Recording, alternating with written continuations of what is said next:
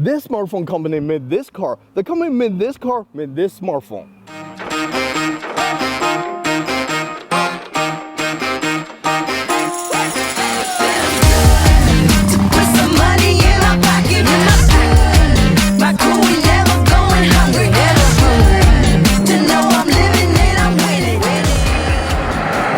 Hello everyone, Justin and Buildcars here. Guess what? Try this car review today again. This is the Aito M5, which is made by the famous Chinese smartphone company Huawei.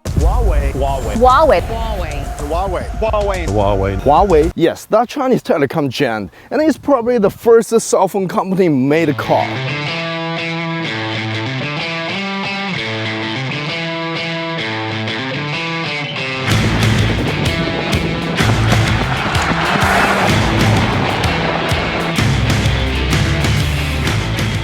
When they give me the car to do the review, they also give me those things: a smartphone, a smartwatch, and a car key. But obviously, we don't need this key. Everything you will need for a day with this car is a smartphone and a smartwatch. I will explain that later, but let's go check out the car. It's an almost 500 horsepower mid-size smartphone. Oh, I'm sorry, it's a mid-size SUV. It can push you from 0 to 100 kilometers per hour in just 4.4 seconds. It's an electric car, but it's not a fully electric one. Because it has a combustion engine, has a range extender, which means with a full tank of gas and a fully charged 40 kilowatt-hour battery, you can run 1100 kilometers non-stop.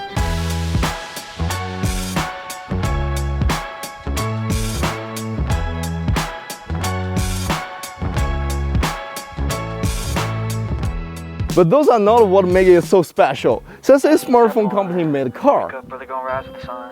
Step 2, get some good, some food in you. Step 3. What are you guys all expecting for? A modern design interior, large screen, huge sunroof, all those cameras and sensors like all other 2020s car manufacturers do? No! Let me tell you what, it's this operating system here. It has HarmonyOS, which means an operating system across nearly all Huawei devices, like the smartphone, smartwatch, tablets, TV, computers, smart home devices, and even the car. What the HarmonyOS can do is basically a whole process which covers nearly all your daily life scenes. This is also the reason why they gave me this smartphone and this smartwatch, cause remember, it's a whole Huawei environment.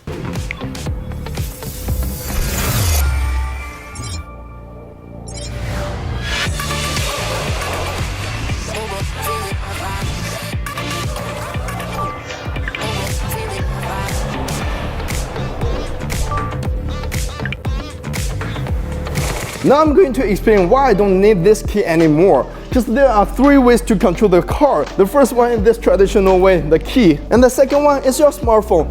There's an idle app on your phone. You can control your car, like lock, unlock your door. You can see the range, the gas tank, the battery.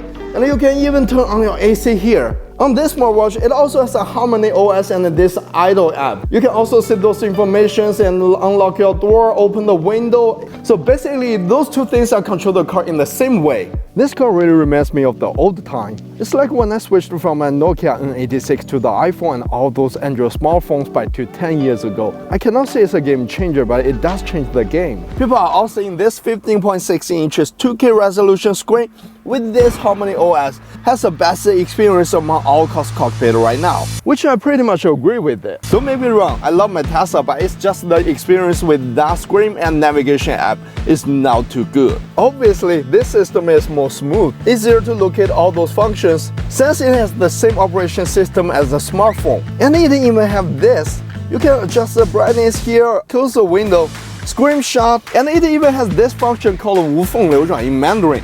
I really don't know how to translate that into the English, but it basically means everything showing up in your phone will automatically go into the screen of the car. The navigations, the music, the video you are watching, and even the game you are playing. I will show it to you guys, just like I'm currently navigating to some place on my phone. And all you need to do is just tap it on the car, and it will directly jump into the car. And this is just the first version. They will have an update later this year. But that time you don't even need to tap your phone. The moment you enter the car, everything on your phone will go directly onto the screen with your permission.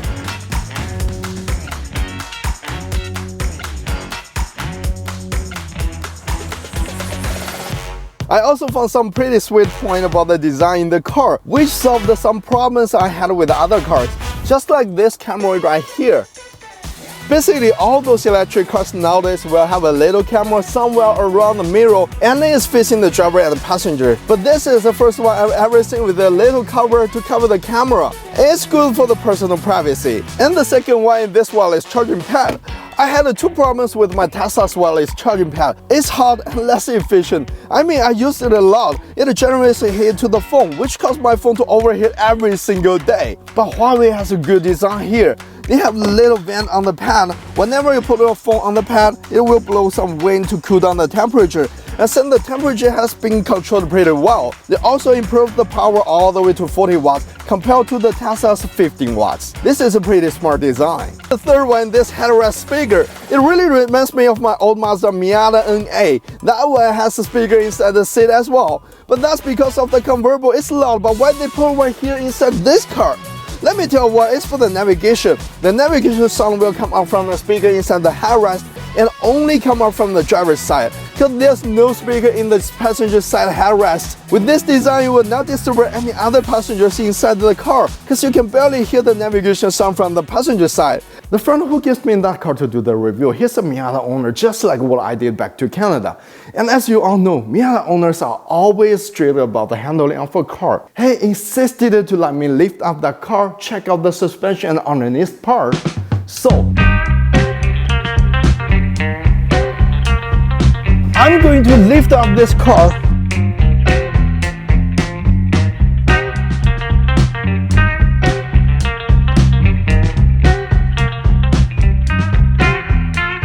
After I take off this 20 inches wheel, now I know why my friend asked me to lift the car and check out the suspension. And it also explains why this over 2 tons vehicle can still have a good handling in the corner, because it has double wishbone in the front and a multi-link at the rear. It's just like the Miata suspension structure, and the upper control armor is not one piece, it's 2 pieces. And for a $36,000 car, those suspension parts are actually pretty expensive for the production, because they're all made of aluminum.